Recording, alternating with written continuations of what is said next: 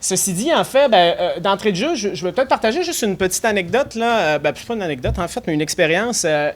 On a beaucoup parlé du cadre juridique, mais en fait, c'est un peu l'objectif de la journée, là. Si on ne faisait pas ça, il y aurait des questions à se poser. En fait, j'ai eu la chance, dans ma relativement courte, mais pas si courte, ça va faire maintenant 13-14 ans que je suis dans le domaine minier, de travailler au Brésil, entre autres, au Chili, en Équateur, en Colombie, Estonie, Finlande, Suède. Donc, de voir quand même une assez bonne variation de cadres juridiques. Et je dois vous avouer qu'il y a quelque chose qu'on oublie souvent ici au Québec, mais on a, et on l'a vu dans la présentation, entre autres, du MERN, plus récemment encore, on a un cadre juridique qui est très, très intéressant. Et d'ailleurs, mes collègues de l'industrie minière se plaisent généralement à le critiquer et à dire qu'il est imprévisible, sévère, strict, et bon, j'oublie des mots beaucoup moins polis. Personnellement, je suis d'un avis totalement contraire. Je pense que notre cadre juridique est un atout majeur. Et pourquoi? Et c'est parce que nous, on développe, dans ce cas-ci, du lithium, mais je pense que ça s'applique à tous les minéraux et métaux qu'on extrait, en fait, du sol québécois. J'ai la chance, en fait, on a la chance de développer ce projet-là dans ce cadre juridique-là. Et pourquoi je dis la chance? C'est parce que dans les grandes tendances mondiales, actuellement, on voit une responsabilisation, une demande, à tout le moins, de la part du consommateur, que le produit qui est acheté, le portable, le cellulaire, le véhicule électrique, on en entend moins, en tout cas, mal parler ces temps-ci, mais on en entend quand même parler. Mais ceci dit, il y a donc cette demande de responsabiliser et la responsabilisation de la production ou des approvisionnements, cette fameuse chaîne d'approvisionnement responsable, passe nécessairement par l'extraction première de la matière, de la ressource naturelle de laquelle naît ce produit ultime qui, lui, est consommé. Et je pense qu'au Québec, au Canada, c'est notre force parce qu'on a, grâce à ce cadre juridique-là, la capacité de produire de manière peut-être pas parfaite, définitivement pas parfaite, mais tout le moins plus responsable que bien d'autres pays. Et on doit miser là-dessus. Quand on va avoir une perspective globale sur les impacts environnementaux et sociaux de nos gestes, en fait, je pense que de produire ici de la matière première jusqu'au produit fini, l'ensemble de la chaîne d'approvisionnement, à la faire de façon responsable ou plus responsable ici, c'est définitivement un atout. Nous, comme entreprise, on a cette philosophie-là que je vais vous présenter aujourd'hui, qui est du co-développement, qui, personnellement, je pense, est un bel exemple. En tout cas, j'espère que vous allez partager mon opinion à la fin de la présentation. Mais on a aussi comme philosophie, en fait, d'avant même d'investir dans un projet, donc avant même de se rendre à l'étape de co-développement, d'évaluer, disons, les qualités intrinsèques en termes d'aspects sociaux, environnementaux et de gouvernance d'un projet. Débutons, de la page principale, là, maintenant, ça suffit. Donc, ce qu'est le projet Wabushi. Le projet Wabushi, en fait, c'est un projet qui est verticalement intégré. Vous allez voir, ça revient, c'est un peu la vision aussi des Nemaska Lithium, c'est tout faire, en faire le plus possible au Québec. Projet minier, on parle d'environ 200 000 tonnes de concentré d'oxyde de lithium. D'entrée de jeu, je dois vous dire, ici aussi, nous avons une géologie qui est assez exceptionnelle. On a, avec le gisement Wabushi, en fait, le troisième gisement en importance, donc autant en qualité qu'en quantité à l'échelle mondiale. Seuls les Australiens ont des ressources plus vastes que nous en termes de spodumène. Donc, à l'échelle mondiale, le lithium, vous avez deux façons de le produire. Vous avez ce qu'on appelle les saumures, ou les salars, ou les salines, ou en tout cas, bref, ce sont d'immenses déserts de sel qui sont principalement exploités, en fait, pour les engrais. Hein? Les gens oublient ça, mais le lithium est un coproduit de cette production-là, qui est principalement au Chili, en Argentine et en Bolivie, bien sûr. Essentiellement, ce qu'on fait, on ennoie de vastes déserts, ce qui, d'entrée de jeu, sonne un peu étrange, et on fait évaporer le tout pour ensuite purifier ça. Grande consommation d'eau, impact majeur sur les communautés qui sont toutes situées en aval de ces zones-là. Donc, quand je vous dis ennoyer, dénoyer, c'est certain qu'on restreint les apports en eau dans les autres communautés. L'autre endroit dans le monde où on fait ça en grande partie, c'est en Australie. C'est la même chose qu'ici, extraction minière, fosse à ciel ouvert. C'est la même chose. On fait un grand trou avec une gros tas de résidus. Je ne cacherai pas la chose. C'est exactement ce que c'est. Et c'est ce qu'on fait nous aussi, hein, je tiens à le dire. Là. Je ne dis pas qu'on est meilleur que les autres. Ceci dit, on change nos façons de le faire. Mais bref, en Australie, la différence, c'est qu'eux, en fait, actuellement, à l'échelle mondiale, la façon de produire le lithium, c'est assez conventionnel. On utilise beaucoup de produits chimiques et la législation australienne ne permet pas de faire ça. Donc, la solution, ils ont tout envoyé en Chine. Et donc, on extrait le minerai, le spodumène, en Australie, et on fait la deuxième transformation en Chine, là où le contexte légal, dont je parlais de ça tantôt, est beaucoup moins restrictif. Et bref, on a un tuyau, ça sort d'un fleuve, et voilà. Nous, la différence, en fait, on transporte le minerai du nord de la baie James, près de la communauté de Nemaska. On n'est pas très créatif, Nemaska Lithium. Et on envoie ça par camion jusqu'à Chibougamau. Et de là, on met ça sur le train jusqu'à Shawinigan. Donc, la différence dans notre projet, je vous dirais, il y en a deux qui sont majeures, c'est qu'on a enfin, à l'échelle mondiale, sur un même territoire géographique, juridique, l'extraction et la deuxième transformation. Et donc, à Shawinigan, on produit là le sel de lithium qui, ultimement, aboutit dans les batteries. C'est la principale composante des cathodes, avec le nickel, l'aluminium, le cobalt. Hein, mais le lithium est vraiment le petit ingrédient essentiel qui fait qu'on a des cellulaires qui n'ont plus l'air de ceux du film Wall Street et qui, aujourd'hui, peuvent rentrer dans une petite poche. Je parle bien sûr du premier Wall Street. Là. En fait, donc c'est ça, c'est la beauté de la chose. Et surtout les véhicules électriques, c'est le lithium qui permet en fait à nos batteries d'avoir aujourd'hui 500-600 km d'autonomie. C'est en fait le type de lithium. Et quand je parle de type de lithium, en fait, c'est que nous faisons surtout de l'hydroxyde et non pas du carbonate. Je vais revenir un peu là-dessus tantôt quand on va aller un peu plus en détail sur le procédé. Ben, en fait, voici. Le procédé, donc si on y va, la portion en bleu pâle, bleu foncé, je vous dirais ça, il n'y a rien de nouveau là-dedans. Le bleu pâle, c'est ce qu'on fait à la mine, c'est ce que les Australiens font aussi, c'est exactement la même chose. C'est un procédé qui est essentiellement mécanique, c'est la beauté du lithium, il n'y a pas de produits chimiques vraiment majeurs qui sont utilisés là-dedans. Quand je dis ça, faites attention, il y en a toujours, mais c'est rien par rapport à l'extraction aurifère, le cuivre, le nickel, les métaux de base ou d'autres métaux précieux. C'est vraiment essentiellement une séparation mécanique, DMS voulant dire séparation par média dense. Je ne sais pas si vous avez déjà fait du jello à la salade de fruits, désolé pour nos amis français, mais c'est une espèce de jello dans lequel on met une salade de fruits. C'est un mets très exotique québécois.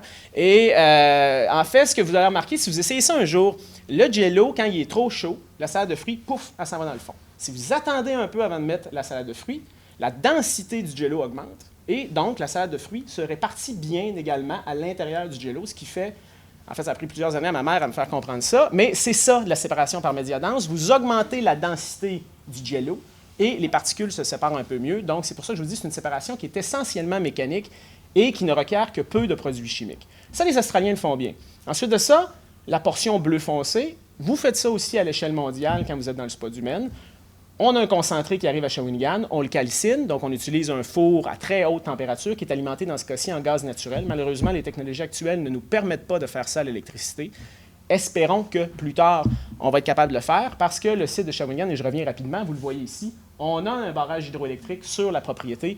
C'est une ancienne usine de pâte et papier qui date de 1887. C'est en fait le premier barrage hydroélectrique à avoir été nationalisé par René Lévesque dans les années 60, le barrage de Grand-Mère. Donc, l'électricité, nous autres, si on pouvait l'utiliser plus, on serait très heureux. Et c'est d'ailleurs pourquoi on est venu changer le reste du procédé. Donc, nous, ce qu'on fait, c'est que plutôt que d'avoir la méthode chimique conventionnelle qui utilise énormément de produits chimiques, ce que les Chinois font actuellement, on a remplacé tout ça par l'électrolyse et donc on utilise essentiellement de l'électricité. Il n'y a rien de nouveau ici, absolument rien de nouveau. On utilise ça dans l'industrie du chloralkali, de manière un peu différente aussi dans l'industrie de l'aluminium. Mais ceci dit, c'est une technologie qui existe déjà, c'est simplement un nouvel usage. Nous avons bien sûr breveté le tout, ce qui nous permet d'être le seul producteur à l'échelle mondiale à pouvoir utiliser cette technologie-là. Technologie qui a plusieurs avantages. Le principal étant une réduction des gaz à effet de serre de l'ordre de 98 % par rapport à la technologie conventionnelle. Diminution de la consommation en produits chimiques de l'ordre de 70 % aussi. Et surtout, nous ne produisons pas de résidus industriels. Donc, on produit un coproduit qui s'appelle de l'aluminosilicate et que nous pouvons valoriser dans les ciments, en fait, comme additif cimentaire, dans les bétons. Donc, bref, à la sortie de cette usine-là, il n'y a aucun rejet industriel, résidu, aucune pile. À la mine, vous avez, oui, des résidus miniers, mais à Shawinigan, vous n'avez pas de résidus à mettre en tas. Ça, c'est une bonne chose parce qu'en milieu urbain, il est beaucoup, beaucoup plus difficile, non seulement d'un point de vue social, mais aussi d'un point de vue technique, d'avoir une immense halle de résidus avec des millions de tonnes de résidus. Autre chose, particularité très intéressante, c'est que plutôt que de produire du carbonate de lithium dans le procédé conventionnel, tel ce qui est fait à l'échelle internationale, on produit de l'hydroxyde. Je suis d'accord avec vous, moi aussi, j'avais aucune idée de ce que ça voulait dire autrefois, mais en gros, dites-vous que le carbonate de lithium, c'est l'ancienne forme de sel de lithium que l'on retrouvait dans nos premières Leaf, les premières Volt, donc les premiers véhicules électriques qui avaient des autonomies d'environ 150 km. L'hydroxyde de lithium est ce qui a permis de passer à des batteries ou des véhicules comme les Tesla, les nouvelles Bolt, qui nous donnent des 350 à 500 km d'autonomie. Donc actuellement, la révolution, si on peut dire ça comme ça, des véhicules électriques se fait grâce à l'hydroxyde de lithium qui est présent dans les cathodes. Par contre, aujourd'hui, cet hydroxyde de lithium-là est essentiellement produit en Chine. Et donc, quand vous achetez un véhicule électrique, je dois l'admettre, il n'est pas très vert, votre véhicule, en fait. Parce que la batterie, entre autres, son impact environnemental, si on faisait une analyse de cycle de vie, en fait, il y a CIREG l'a fait récemment, une analyse de cycle de vie d'un véhicule électrique, si vous tenez compte vraiment de la fabrication jusqu'à la fin de vie, vous devez rouler quelque chose comme 80 000 km avec un véhicule électrique pour atteindre la parité avec un petit véhicule à essence ou diesel. Donc, vraiment, l'empreinte environnementale d'entrée du jeu avec un véhicule électrique est très grande. C'est pour ça aujourd'hui, puis je suis ici, mais je manque ça, en fait, parce qu'on était à Montréal. Au début, j'avais prévu d'être à Montréal parce qu'aujourd'hui, on annonçait, en fait, la conclusion d'une étude de faisabilité sur le développement d'une filière des batteries au lithium-ion au Québec. Donc, l'objectif, c'est qu'avec nos sels de lithium, on poursuive jusqu'à la production de batteries complètes, batteries packs qui vont pouvoir rentrer dans les véhicules électriques ici au Québec. Donc, d'avoir l'ensemble de la chaîne d'approvisionnement qui mène jusqu'à la batterie fait ici selon nos standards environnementaux et sociaux et incluant, le plus important selon moi, la boucle de recyclage. Donc, ça aussi, c'est un facteur qui est très, très important. Et la beauté de ce procédé-là, c'est qu'il permet le recyclage, ce qui n'était pas possible avant. Donc, quand vous recyclez une batterie, c'est assez complexe. Vous extrayez un peu le tout, mais ultimement, vous allez obtenir une solution de sulfate de lithium. Puis regardez ici, juste en haut, c'est exactement ce que l'on obtient dans notre procédé. Donc, on ne fait que réintégrer la solution de sulfate de lithium et on fait fonctionner le système en boucle. Ce que l'on fait déjà actuellement à l'usine de phase 1, qui est à Shawinigan actuellement, on fonctionne, on alimente l'usine à 60 % uniquement avec une solution de sulfate de lithium. Donc, cette boucle-là fonctionne déjà, elle est démontrée. Et c'est d'ailleurs pourquoi le projet est en cours actuellement, on est en construction et le financement est en voie d'être complété dans quelques mois. Là, pour ceux qui nous ont suivis, ça a été toute une histoire. On va en parler un petit peu plus loin du financement et des difficultés qui sont liées aux enjeux sociaux, environnementaux, gouvernance et au financement. Donc, le projet minier. Aujourd'hui, j'ai focalisé beaucoup plus sur le projet minier. C'est certain qu'à Shawinigan, il y a des enjeux aussi sociaux. C'est une vieille usine, les gens s'attendaient à ce qu'elle ferme, on la rouvre. Oui, bien sûr, les gens sont très heureux. Je vous dirais que le niveau d'acceptabilité sociale à Shawinigan est parfois excessif. Il y a déjà eu 3 personnes qui ont posé des questions sur notre projet. Il y en a un qui s'est fait crever ses pneus d'auto. Donc, il faut faire attention aussi. Tantôt, on en a parlé, le local, il faut vraiment faire attention à ça. J'ai été obligé de faire une sortie publique à l'époque pour défendre les gens qui s'opposaient au projet dans les médias parce que ça avait comme aucun bon sens. Là. Dans les médias sociaux, c'était parti en tout cas, bref. Fait que ça aussi, il faut faire attention. Donc, aujourd'hui, je vais parler beaucoup plus de la mine parce que aussi, cette notion de co-développement-là a été vraiment centrale au développement du projet minier et surtout parce que le projet de Shawinigan est né, en fait, du développement du projet minier. Donc, pour vraiment aller à sa source, on va parler de ça. La particularité du projet minier, en fait, c'est qu'elle s'inscrit dans un cadre existant. Je dirais ça comme ça. Donc, on est dans une région déjà développée par Hydro-Québec, essentiellement dans les années 70 à l'échelle régionale, mais à l'échelle locale, vraiment fin des années 90, début 2000. C'est donc tout frais. Et surtout, Hydro-Québec, j'apprécie Hydro-Québec au Québec.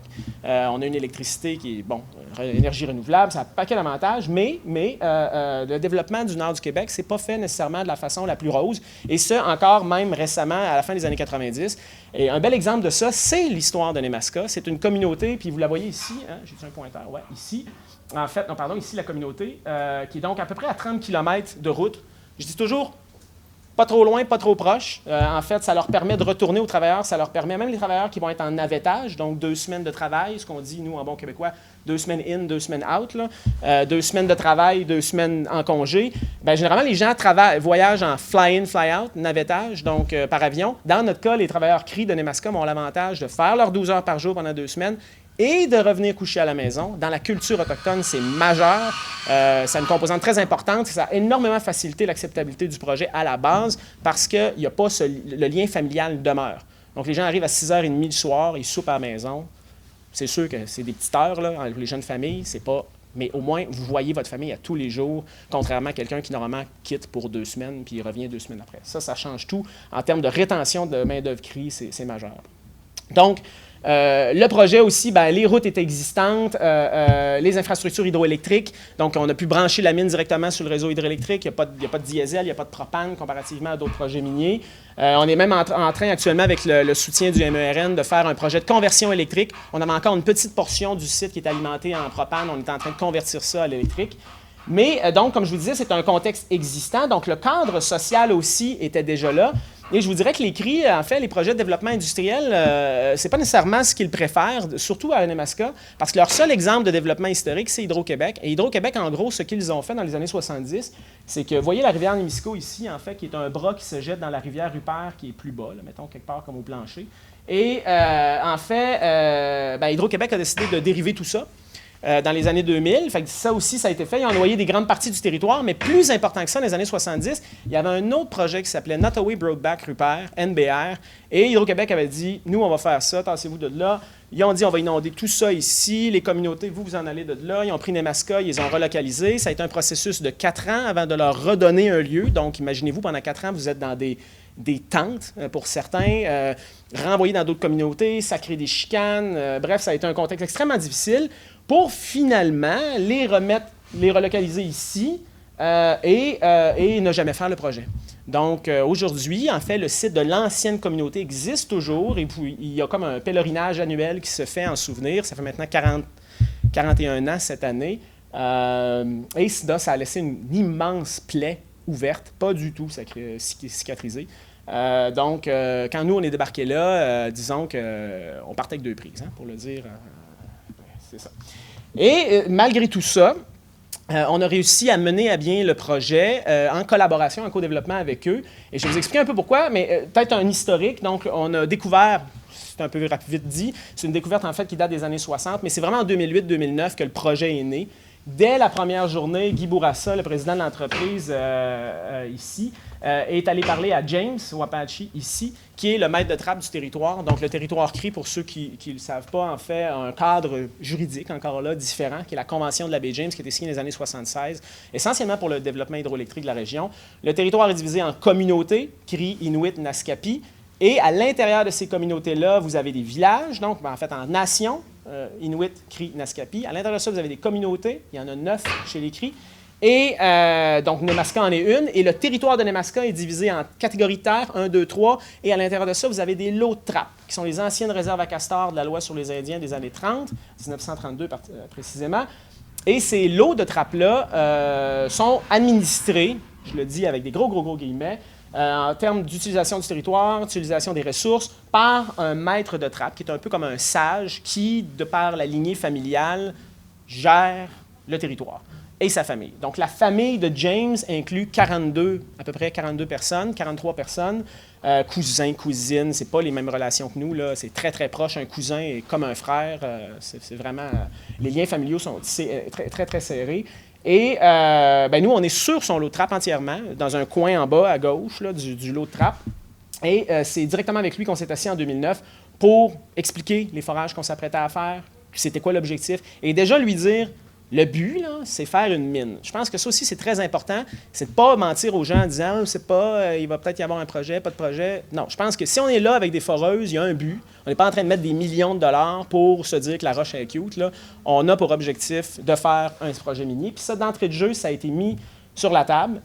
Et on a eu beaucoup de réticences, malgré les étapes que je vous dis là. Donc, on a obtenu tous nos certificats d'autorisation. Je vous dirais, la grande majorité des permis sont à ce jour obtenus. Les travaux de construction ont débuté à l'automne 2016.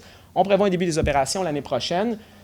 Et surtout, en 2014, on a signé ceci, qui est l'entente Chinouchi. Tantôt, dans une des présentations, on en a parlé beaucoup de ces contrats-là entre les communautés et les compagnies minières. J'ai un peu de misère à appeler ça un contrat, mais bon, on peut.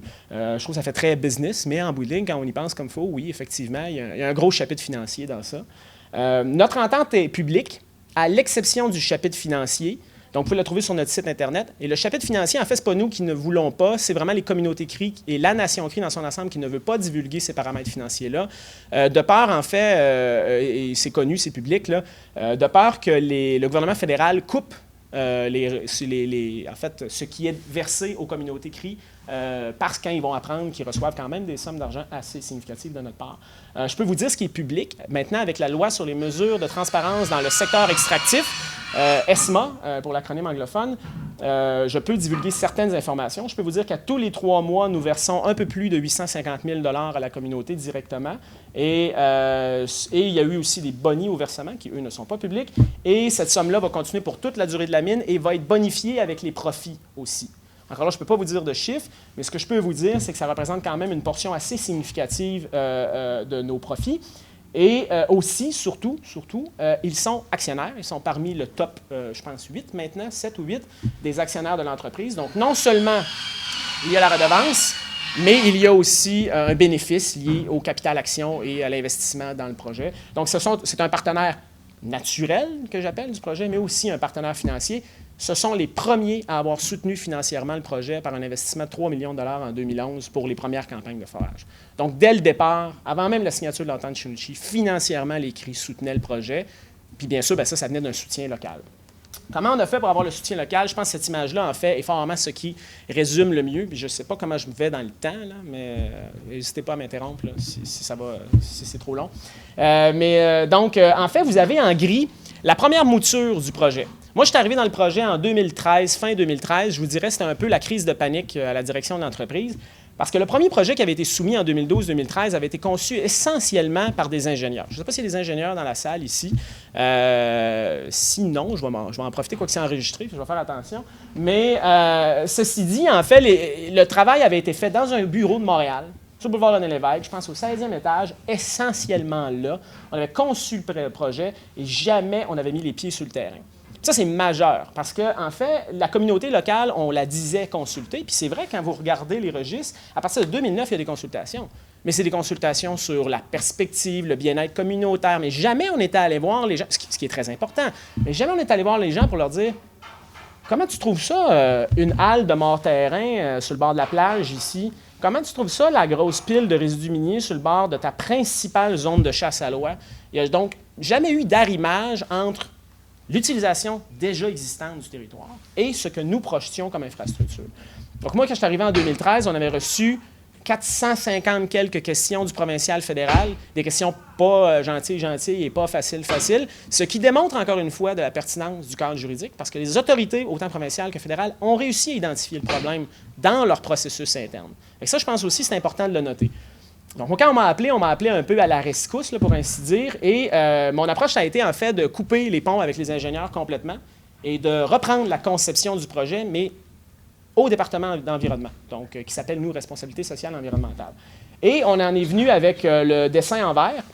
Donc, vous voyez qu'à part le gisement, qui est ça ici, et qui est extrêmement difficile à tasser, hein, le gisement, on n'a comme pas le choix, il est là, toutes les infrastructures, ou à peu près, ont bougé. Et au final, nous avons économisé beaucoup d'argent. Parce que il n'y a aucune analyse géotechnique qui a été faite par le maître de trappe. Là, hein. Il n'a pas engagé une firme d'ingénieurs pour aller faire des relevés. Lui, c'est son terrain. Vous voyez, toutes les petites cabanes ici, ce sont des chalets saisonniers, des camps de chasse à l'oie, pêche hivernale, selon la position où vous êtes. Et le territoire qui est là, il le connaît comme le fond de sa poche, c'est sa cour en arrière. Et donc, lui savait précisément à quels endroits c'était préférable de faire telle ou telle chose. On lui a expliqué, on a vulgarisé ce que l'on voulait faire. Plutôt que d'avoir une halle de résidus conventionnelle qui accumule non seulement des résidus, un peu comme ce qu'on a vu avec la mine de Samarco ou en fait les grands bris de digues qu'on a vus au Brésil, bien, nous, il n'y a pas de digue, il n'y a pas de retenue d'eau. On filtre, on assèche les résidus, on en fait une pile stable en la co-disposant avec les stériles. Ça aussi, c'est quelque chose qui a été demandé par les CRI. Il faut se souvenir, à l'époque où on a fait la co-construction, il y a le barrage de la mine en Colombie-Britannique, Mount Pauly, qui est arrivé à peu près en même temps. Donc, ça n'a pas été trop long qu'à la réunion, là, ils m'ont sorti des photos de la digue brisée, puis ils m'ont dit ça, il n'y a pas ça sur notre territoire. Donc, on a dû revoir entièrement la stratégie de gestion de résidus miniers en conséquence. Et aussi, autre chose, ce sont aussi les CRI, les utilisateurs locaux du territoire, qui ont décidé le site de rejet de l'effluent final. Donc, on avait, nous, encore une fois, une brillante ingénieure dans ce cas-ci, qui avait mis une conduite de 3,5 km dans le lac enfoui, qui passait dans des zones de pêche au filet. Fait qu'imaginez le filet qui pogne dans la conduite, puis là, c'était brillant. Et en fait, le maître de trappe nous a dit non, vous ne devriez pas aller vous mettre là, vous devriez vous mettre dans ce secteur-ci. Moi, je le sais, quand je passe en bateau, à ce place-là, les vitesses de courant sont concentrées. Et nécessairement, si vous rejetez votre effluent là, bien, il va y avoir une meilleure dispersion, ce qui va favoriser l'acceptabilité, un peu en fait, l'approbation du site de rejet par le ministère. Puis comme de fait, quand on a fait les modélisations hydrologiques, là, puis que là, vraiment, on a demandé à des firmes spécialisées, bien, ils sont venus confirmer exactement ce que le maître de trappe nous a dit, c'est-à-dire que c'était, et de loin, un meilleur site pour rejeter. Et au lieu d'avoir une conduite de 3,5 km subaquatique, on a une conduite de 60 mètres. Donc, on a économisé juste pour ça environ 6 millions de dollars en coût CAPEX de construction de projet. Et puis là, je vous pense, les autres économies qu'on a fait sur le design du site minier, ce sont des dizaines de millions de dollars qu'on a économisés en écoutant le gars sur le terrain.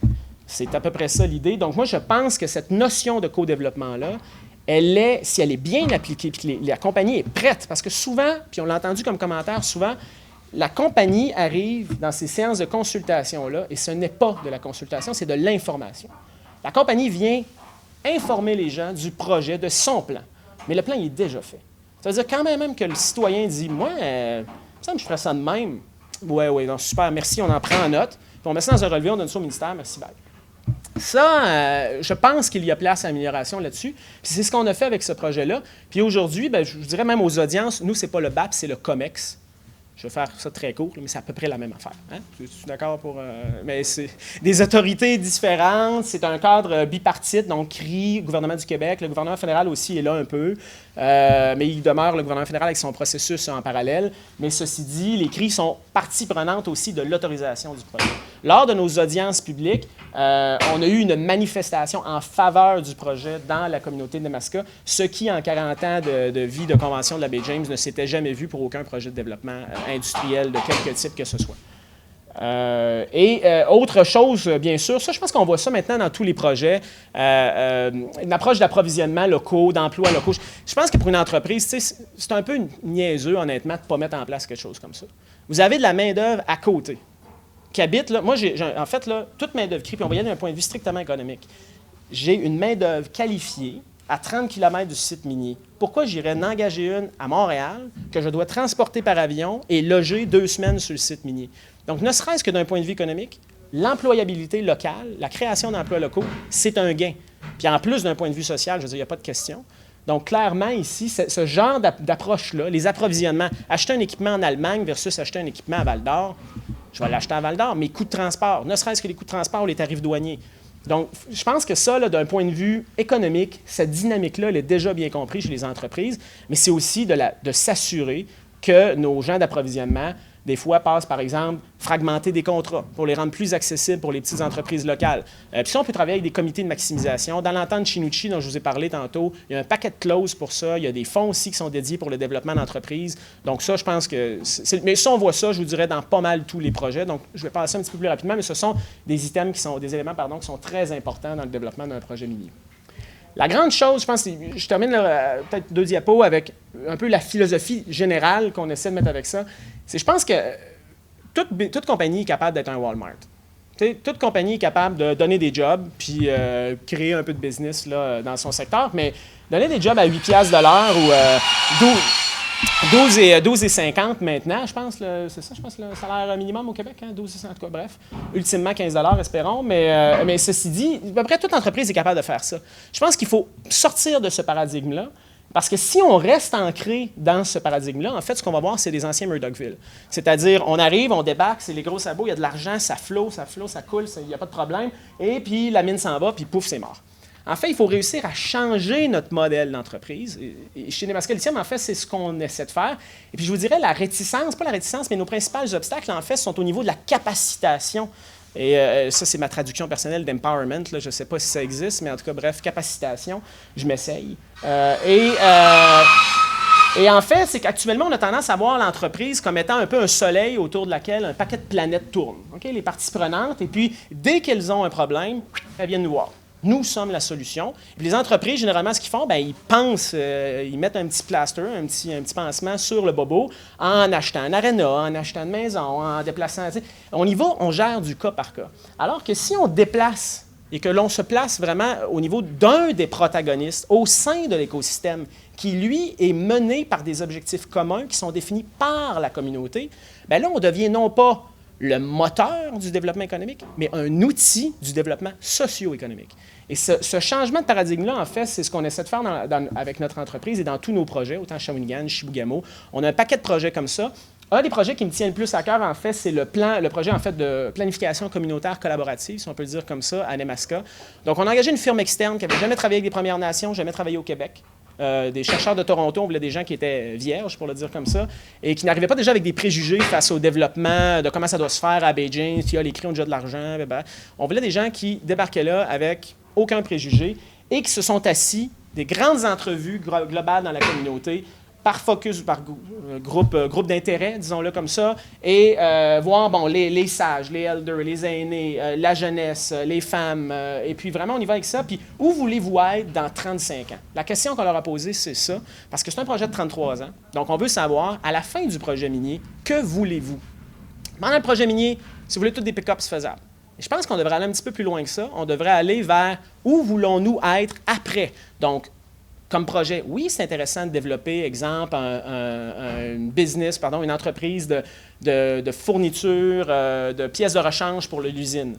Mais quand l'usine va fermer, qu'est-ce qu'elle va faire, cette entreprise-là?